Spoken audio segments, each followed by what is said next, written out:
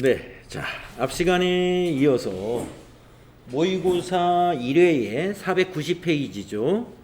평가 문제 2번을 하다가 좀 마무리를 제대로 못했습니다. 그래서 평가 문제 2번부터 같이 해보도록 하겠는데요. 그러니까 우리가 모터샵에 지금 요 부가가치세 3번 문제가 신용카드 매출전표 발행직계표 작성자의 부가가치세 신고서 작성에 관한 문제입니다. 그렇죠? 그래서 여기 첫 번째 자료는 3일 기획에다가 세금 계산서를 발급하면서 5월 22일자로 외상 매출로 우리가 메인 매출 전표에 입력을 했어요. 네, 그리고 지금 2번 문제는 그 건에 대해서 5월 30일 날 5월 22일 날 판매한 외상 매출금 110만 원을 5월 30일 날 신용카드로 결제를 받은 것입니다. 이랬을 때 이런 분기에 우리가 어떻게 해야 되느냐 하면은 외상 매출금 대변에 가고 또 차변에 외상 매출금이 또 오게 됩니다. 왜 그러냐 하면은 BC카드로부터 외상 매출금을 받아야 되기 때문에. 자, 그래서 이 5월 30일 일반 전표 우리가 어디까지 입력했는가 한번 볼까요? 일반 전표 입력하셔가지고 5월 30일 거를 보면은 요렇게 입력이 돼 있을 겁니다. 차변에 제가 지난 시간에 끝날 때 제가 착각하고서 미수금 BC카드 이랬는데 미수금이 아니에요. 외상 매출금. 그리고 대변에 외상 매출금 3일 기획. 그러니까 3일 기획의 외상 매출금은 감소했고 110만 원 받았고 그 다음에 새로운 외상 매출금이 생기는데 이번에는 BC카드로 거래처로 해서 외상 매출금이라는 매출 채권이 증가하게 되는 것입니다. 그런데 또 이 문제에서 어떤 지시가 있었느냐 하면은 평가 문제 2번에 보니까 우리가 앞에 본문에서 전혀 해보지 않았던 신용카드 관리를 해라. 우리 받으러움 관리, 지급어음 관리하는 것처럼 신용카드 관리를 해라 이랬단 말이에요.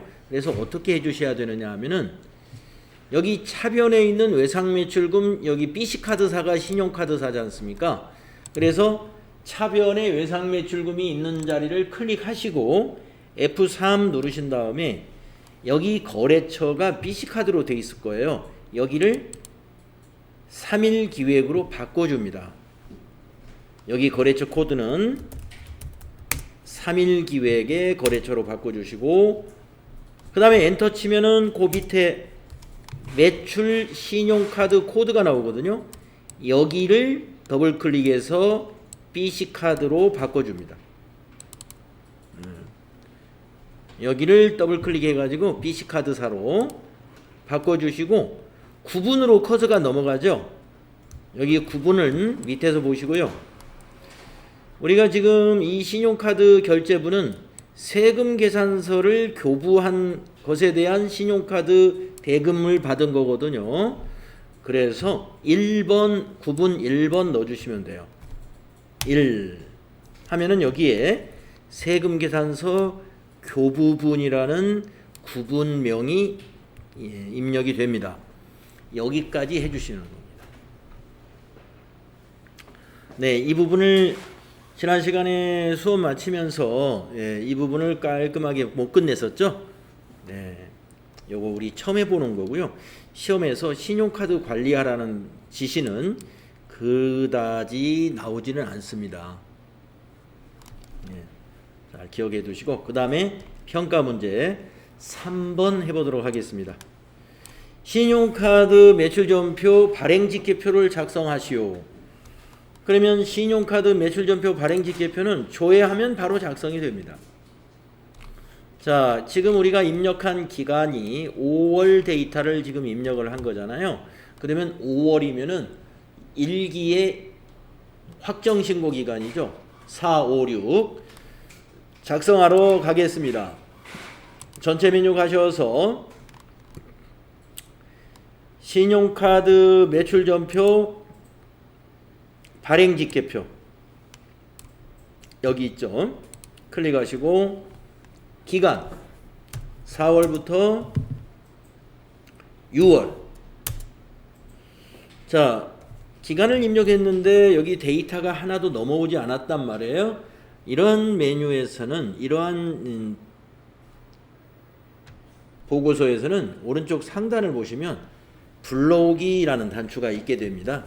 불러오기 눌러주시고 일반 전표 및 메인 매출 전표에서 데이터를 읽으시겠습니까? 물어보죠. 예 하시면. 자, 지금 아마 여기 3건의 데이터가 지금 불러졌습니다. 신용카드 110만원, 면세 매출 30만원, 현금 영수증 55만원. 네, 이렇게 신용카드 매출 전표 발행 금액의 현황이 집계가 됐고요. 그 다음에 여기 2번에 보시면은 신용카드 매출 전표 발행 금액 내에는 세금 계산서 발급한 금액이 110만원이 포함되어 있다 하는 것입니다. 이렇게 함으로써 이중으로 부가가치세가 이중으로 반영되지 않도록 하고 있어요. 그래서 이 매출은 세금 계산서 매출로만 포함이 되고 신용카드 매출로는 부가가치세 신고서에는 안 들어갑니다. 자, 그러면 이것을 어떻게 하죠? 닫으면서 저장하시면 됩니다. 닫으면 자동으로 저장이 되죠. 자, 그 다음에 이제 평가 문제 4번을 보시면 제1기 부가가치세 확정 신고서에 반영하시오 이랬단 말이에요. 그러면 부가가치세 확정 신고서 조회해서 저장하면 되는 것이죠. 자, 전체 메뉴 가셔가지고 부가가치세 신고서 여기 있죠. 부가가치세 신고서 클릭하시고 4월부터 6월로 기간을 입력한 다음에 정기신고 엔터해서 작성을 합니다. 그래서 우리가 지금 아까 그 세금계산서 매출분 1로 들어갔고 신용카드는 여기 3번에 들어가게 되는데 여기 110만원짜리 여기 없죠? 예, 여기에 포함이 되고 여기에는 들어가지 않는다는 것이죠. 자, 그래서 4월부터 6월로 조회한 다음에 상단에 있는 저장 누르시고 가지고 저장되었습니다. 그러면 확인해서 닫아주시면 됩니다. 자, 이렇게 하면은 이게 문제가 지난 시간에 이어서 한 요 3번 문제가 배점이 8점짜리 문제입니다. AT 시험에서는 이렇게 8점짜리 같은 경우에는 여기 밑에 평가 문제가 4개지 않습니까? 그러면 2점, 2점, 2점, 2점 이렇게 2점씩 나누어서 평가 채점이 된다고 보시면 돼요. 부분 채점을 하고 있다. 이렇게 보시면 됩니다. 다음은 4번 넘어가 보겠습니다. 모의고사의 4번 문제는 부동산 임대 공급가액 명세서 작성자의 부가가치세 신고서 작성. 자, 부동산 임대 사업을 하는 사업자는 부가가치세 신고할 때 부동산 임대 공급가액 명세서라는 것을 같이 작성을 해서 제출해야 됩니다. 그러면 이제 부동산 임대 공급가액 명세서를 작성하려면 무엇을 근거로 해서 작성하느냐 하면은 이와 같은 임대차 계약서를 보고서 작성을 하면 돼요. 자, 사무실 95제곱미터 7천만원 보증금에 월세 100만원이고요. 중요한 것들이 뭐가 있는지 한번 보겠습니다. 기간 2021년 9월 1일로부터 24개월간입니다.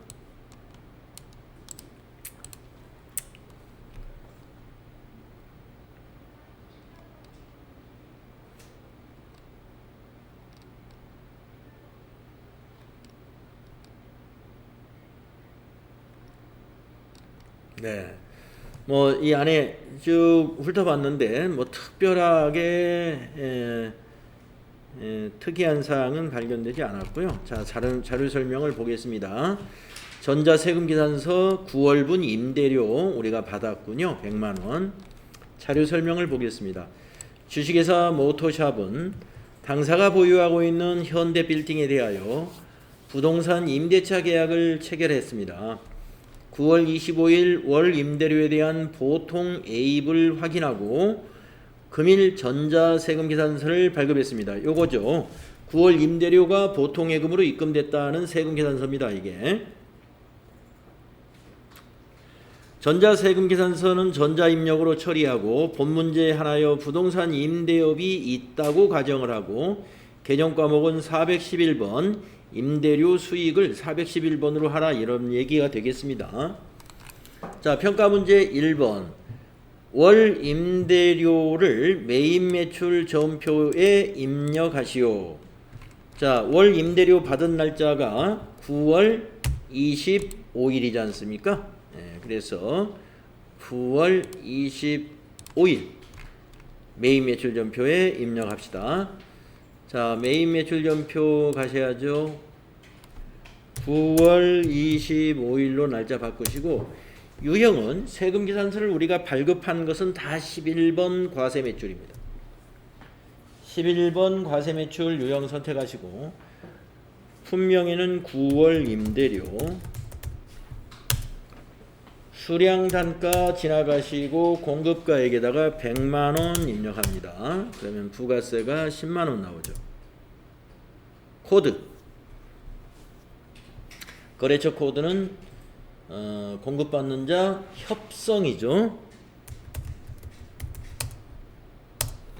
전자세금계산서니까 1번 전자입력으로 하시오 그랬고요. 보통예금으로 대금을 받았으니까 3번 혼합분계 선택하시고 대변이 제품 매출이 아니라 411번으로 하라고 아까 문제에서 알려줬죠. 411번 임대료 411번입니다. 제품 매출이 아니고 임대료다 이거예요. 임대료 수익. 자, 그리고 세 번째 줄로 내려와서 3번 차변에 103번 보통예금 이렇게 하면 되죠.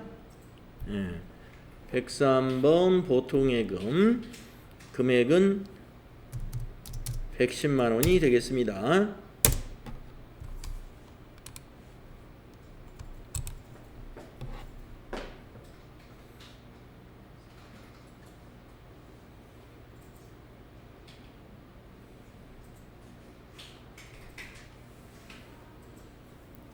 그래서 차변에 보통예금 110만원, 대변에 부가세 예수금 10만원에 임대료 100만원이 되는 것이죠.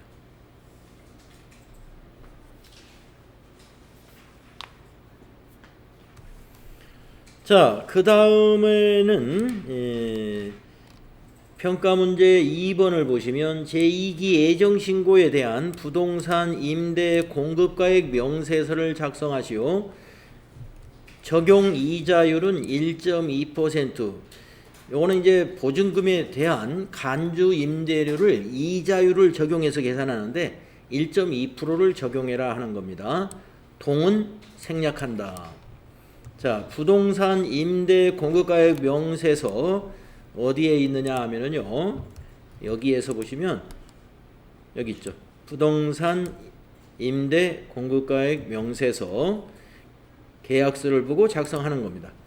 자, 클릭하시고 지금 우리가 부가가치세 신고기간이 9월 달입니다. 지금 이게 9월 자료이니까 9, 10, 11 7, 8, 9가 되죠. 7, 8, 9 그러니까 과세기간을 7월부터 9월로 입력해야 된다 이거죠. 자, 적용이자율이 어디에 있느냐 하면은요, 여기에 있어요. 여기 1.2, 저는 지금 1.200으로 입력이 되어 있습니다. 만약에 여기 이자율을 고쳐야 될 때는 여기 보시면 이자율이라는 단추가 있거든요. 여기 클릭하셔가지고 1.2를 여기다 입력해 주면 되는데 지금 저 같은 경우는 똑같아요.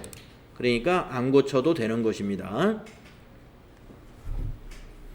자, 이자율을 확인하셨고 저기에 이제 계약서에 우리하고 계약한 그 상호를 여기다 입력합니다.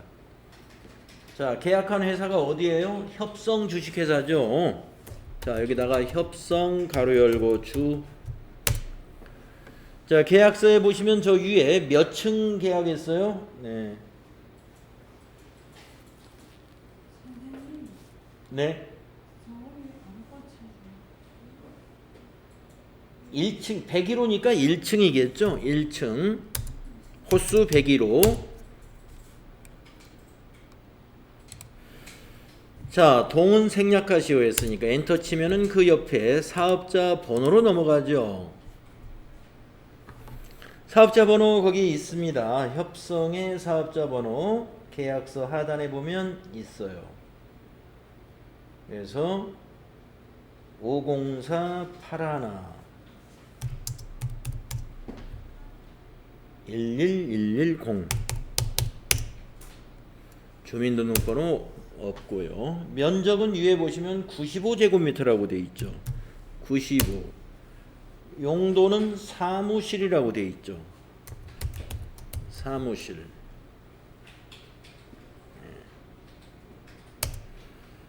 이렇게 하시고 임대 기간을 2021년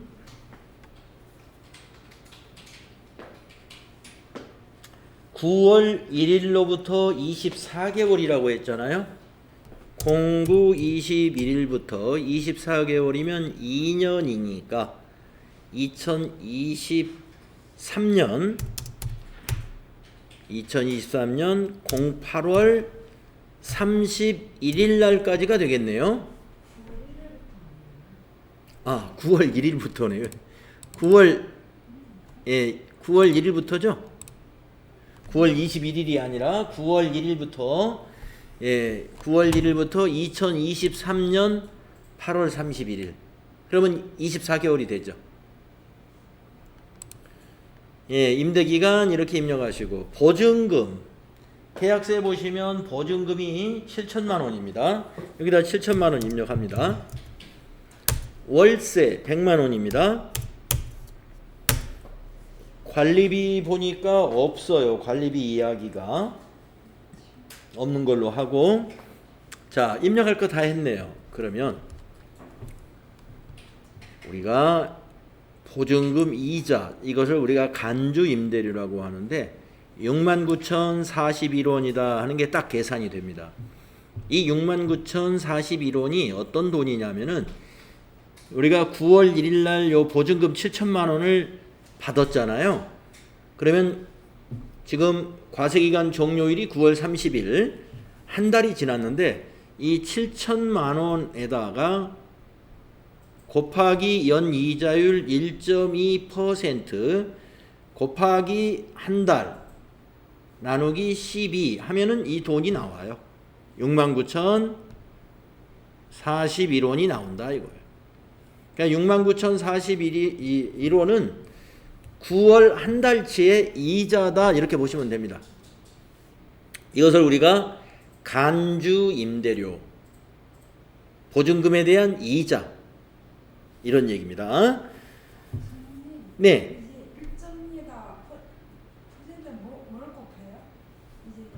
예, 여기 있잖아요. 1.200%. 거기에 뒤에 숫자 뭘 곱해요? 음? 12분의 1. 아, 12분의 1이요? 아, 예. 예. 한번 계산을 한번 해보겠습니다. 근데 일수로 계산을 했는지 월로 계산했는지는 모르겠는데 한번 뭐 비슷하게 나올 겁니다. 월로 계산을 해도. 자, 7천만 원 곱하기 연이자율 1.2% 하게 되면 1년 이자 나오잖아요. 84만 원. 거기다가 한 달치 곱하기 1 나누기 12분의 1이죠. 7만 원 나오네요. 이렇게 월로 하니까. 그런데 69,041원은 우리가 9월 달이 30일까지 있어요. 9월 달이 30일. 그래서 30일치 이자예요. 30일치. 그래서 이건 이렇게 계산한 게 아니라 이렇게 아마 저렇게 나온 것은 다시 한번 7천만원 곱하기 1.2% 하면 이게 1년 이자죠. 거기다가 곱하기 30일 거 나누기 365일로 봤나?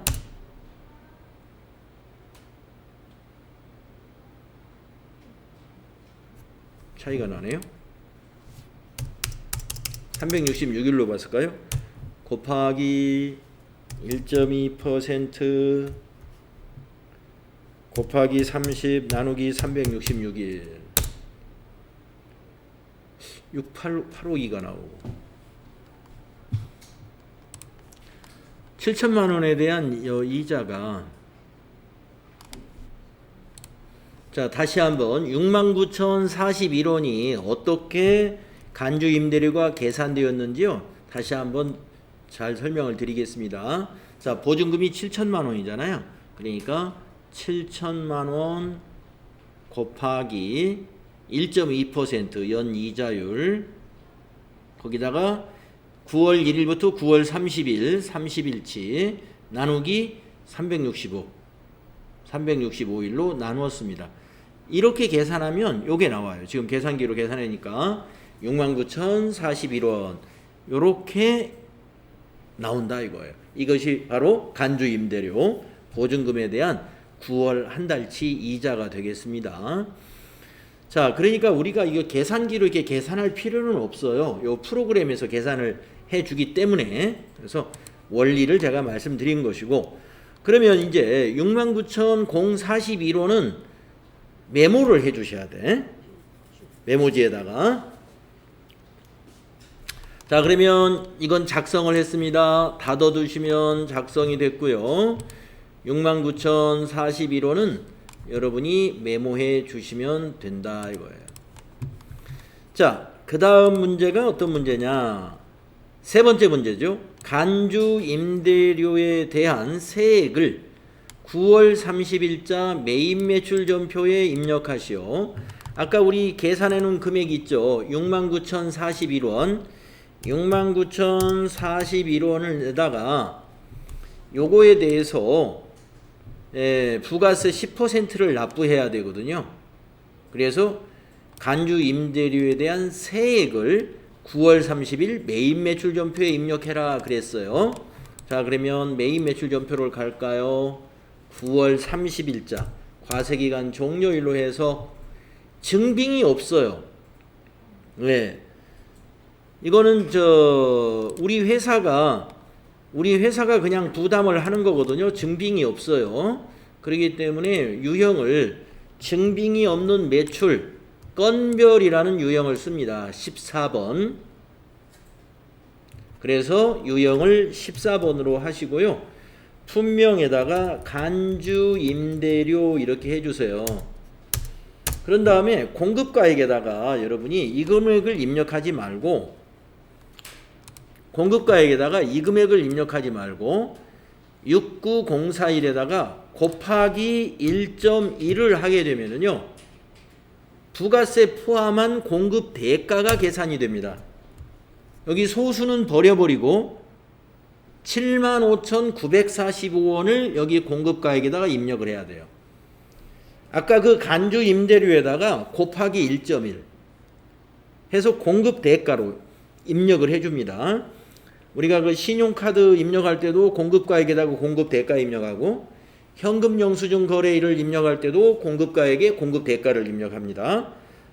마찬가지로 14번 건별 유형을 입력을 할 때도 공급가액에 공급 대가를 입력하도록 환경 설정이 되어 있다는 거 여러분 기억해 두세요. 그래서 75945 입력을 해 보겠습니다.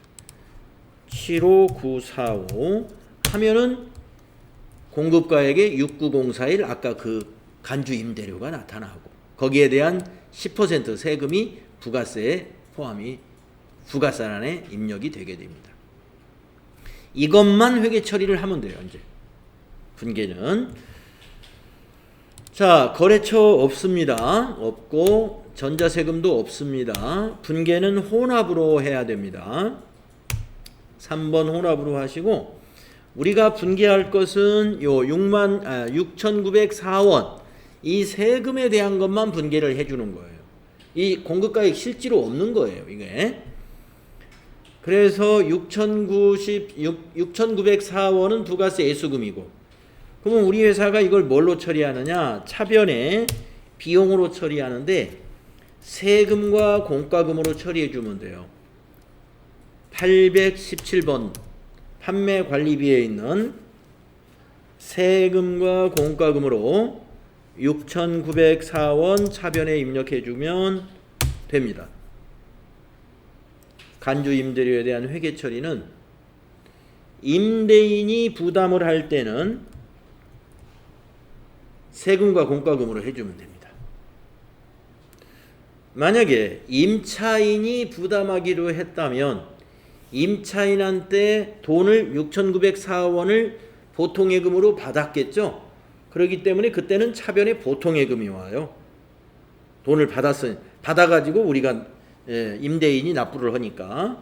그런데 임대인이 부담을 한다라고 한다면 임대한 회사의 세금과 공과금으로 처리한다, 이런 얘기죠. 이 부가세 애수금. 자, 이 부가세 애수금이 바로 간주 임대료입니다. 요게.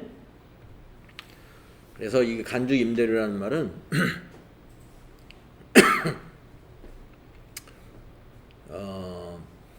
요 공급가액 69,041원을 실제로 받은 것은 아니고 보증금으로 7천만 원을 우리가 받아놓은 것 중에서 그 30일이 경과했으니까 30일치 이자를 우리가 수익으로 간주하고 그 수익에 대한 부가세를 우리가 내고 있는 거예요.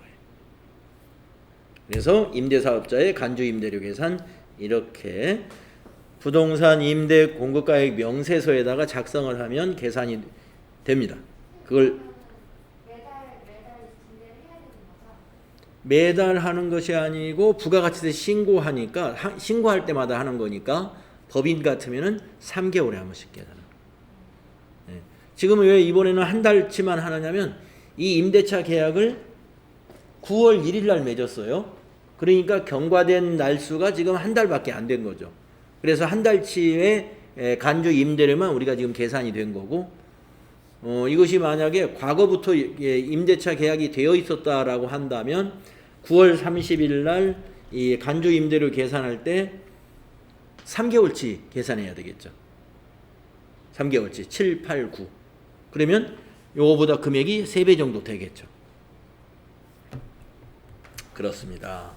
매달 간주 임대료 계산하는 것이 아니고 부가가치세 과세기간 종료일 기준으로 이런 회계 처리를 한다.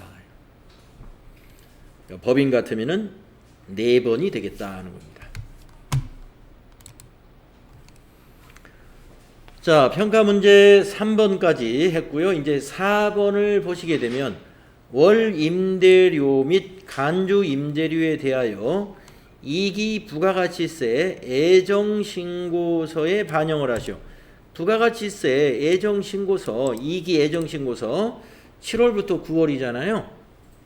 작성해서 저장해 두면 돼요. 이 문제는. 그래서 4번은 아주 쉬운 문제입니다. 자, 부가가치세 신고서 가가지고 7월부터 9월로 기간을 입력한 다음에 이렇게 작성이 되면 우리 간주 임대료가 어디 있겠어요? 여기 기타에 들어가 있죠. 기타에. 4번에 기타 매출에. 그래서 저장해 가지고 닫으면 됩니다. 저장하시고 그냥 닫으면 되는 문제예요. 아주 쉬운 문제가 되겠습니다. 4번 문제는. 자, 이렇게 해서요. 우리가 부가가치세 문제 4번에 있는 부동산 임대 공급가액 명세서 작성자의 부가가치세 신고서 9점짜리 해보았습니다.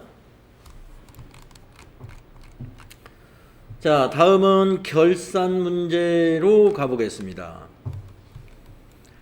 결산 자료를 참고로 결산을 수행하고 재무제표를 완성하시오. 제시된 자료 이외의 자료는 없다고 가정한다. 자, 1번 유동성 대체 문제를 냈다는 겁니다.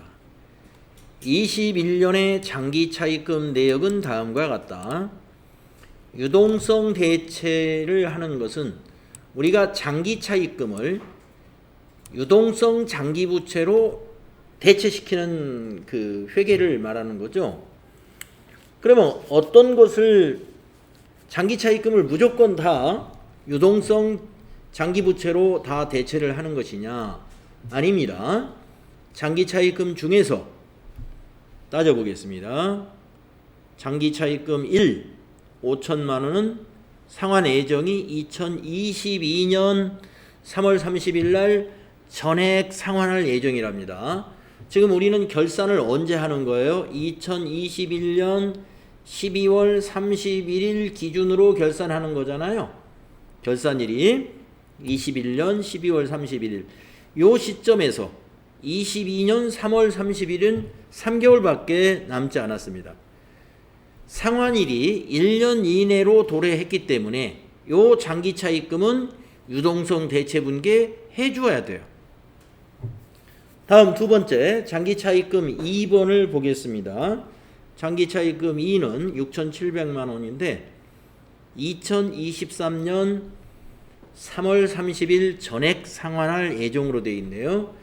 자, 우리가 지금 결산은 2021년 12월 31일 기준으로 결산이네요.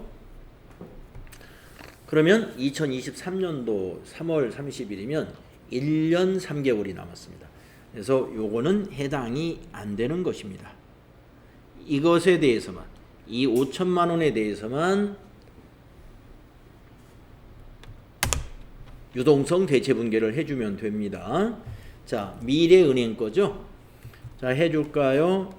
일반전표 12월 31일로 갑니다. 일반전표 날짜를 12월 31일로 가셔가지고 차변의 장기 차입금 부채 감소 293번 미래은행이었죠. 5천만 원짜리.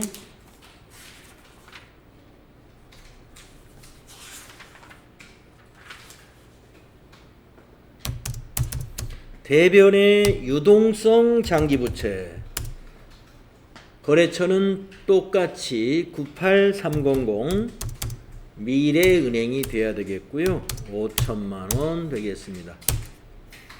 유동성 장기부채.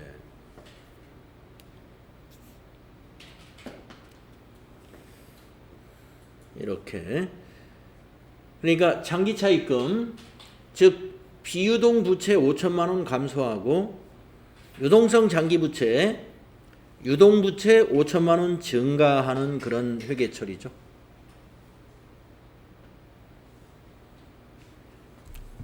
그 다음에 두 번째 문제는 재고자산 문제가 나왔는데요. 재고 내역이 이와 같다. 기말 제품 중에는 구매자가 구매 의사를 표시한 시송품이 100만 원이 포함되어 있으면 빼줘야죠. 구매자가 구매 의사를 표시한 것은 우리 회사의 재고로 볼 수 없는 거죠. 그러면 여기 기말 제품 여기가 금액이 3,600이 아니고 100만 원을 빼야 되니까 3,500으로 입력을 해야 됩니다. 원재료는 그대로 쓰면 돼요. 800만 원.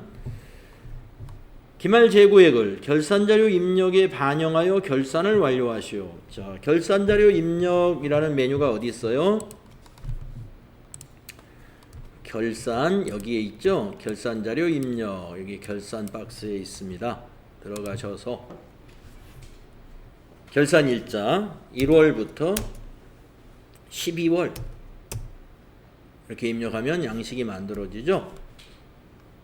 자, 기말 원재료 재고액 여기 있네요. 기말 원재료 재고액 거기다가 원재료 금액 800만 원 입력하는 겁니다.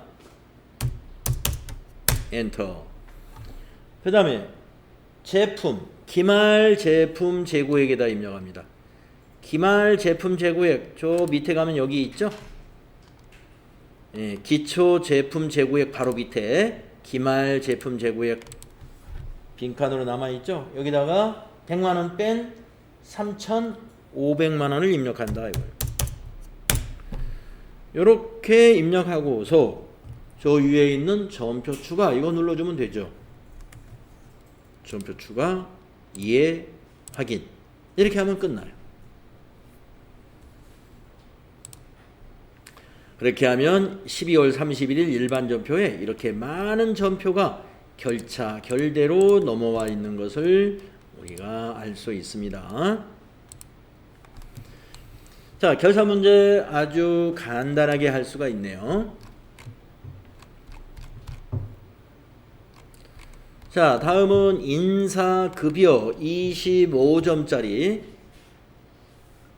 그 중에서 사원 등록 사원 등록 8점짜리 먼저 해보겠습니다.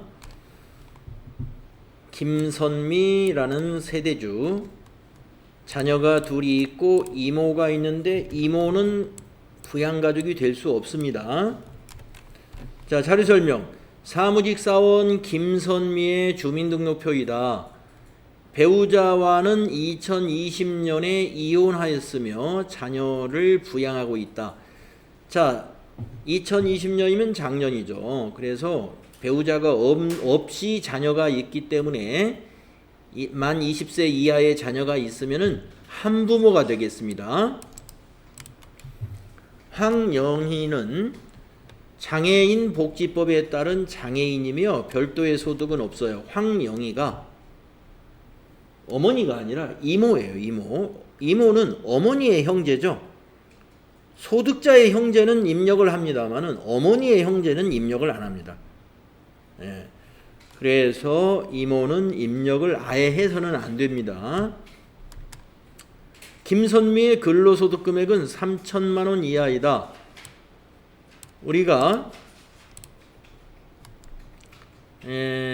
부녀자 세액공제를 따질 때 근로소득 금액이 3천만 원 이하이어야 부녀자 세액공제 추가 공제가 되거든요.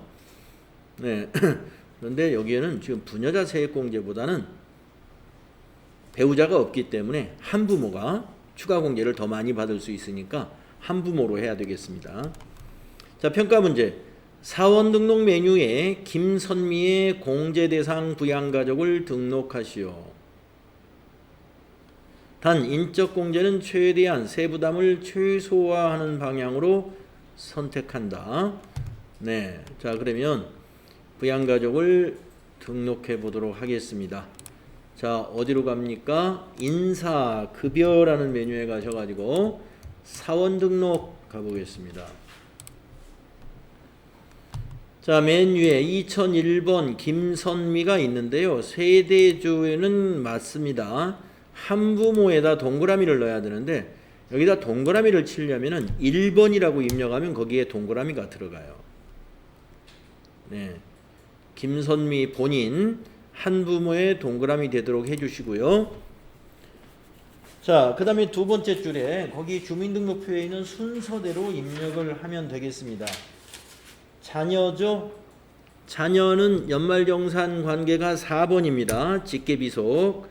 자, 20세 이하 하고서 여기다가 이름부터 입력하시면 되겠어요. 김성은. 네. 이름이 네.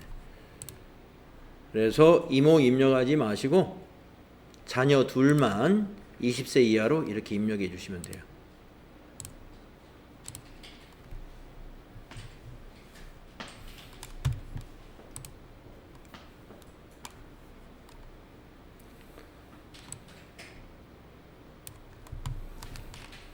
그래서 사원 등록 8점짜리 하나 해냈습니다. 자, 그러면 우리 좀 쉬었다가 다음 시간에 급여 자료 입력 2번부터는 다음 시간에 하도록 하겠습니다. 10분간 쉬었다 하겠습니다.